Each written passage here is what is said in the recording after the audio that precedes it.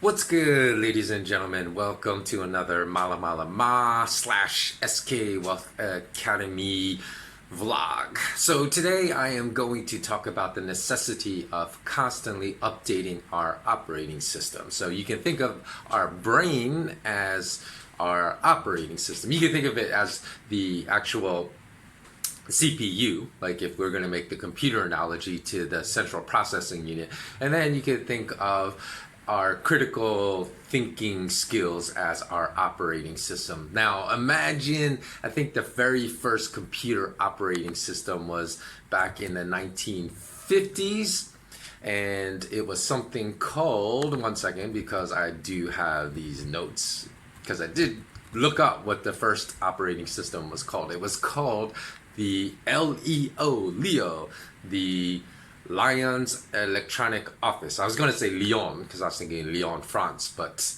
since I believe it was invented in America, it's probably Lyons, Lyons, Lyons Electronic Office. So that was invented in 1951. So can you imagine how archaic and primitive we would view our computers if we are still using the very first operating system in 1951 today in 2019. So that's the importance. Think of if our operating system was never upgraded from the time we were like 5 years old and now we're 30 or we're 40 or we're 50, or even if we're just 22.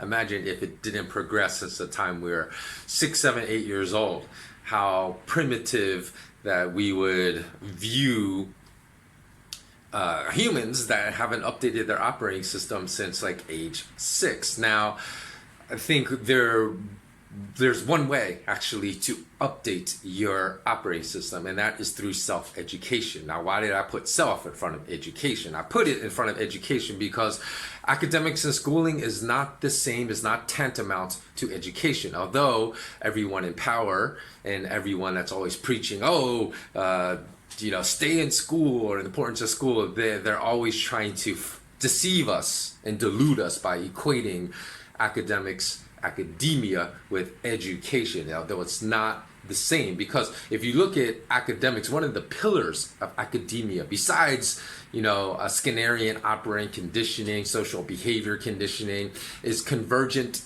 thinking rather than divergent thinking. Divergent thinking is the sign of an intellect, whereas convergent thinking is the sign of a pseudo-intellectual or someone that's not intellectual at all. And I think the only way we develop divergent thinking is through self-education. So I don't equate academia with education at all. In fact, I think school is responsible for dumbing down society at large. It strips away critical thinking. So in order to improve our critical thinking, we have to pursue self-education. Being educated in school is entirely insufficient to update your operating system. That's why you don't talk to people that graduate from these prestigious universities and colleges like Oxford, Stanford, Cambridge, MIT, my alma mater, University of Pennsylvania. You don't say, wow, that person is really, really deep, because they're not trained in critical thinking. That is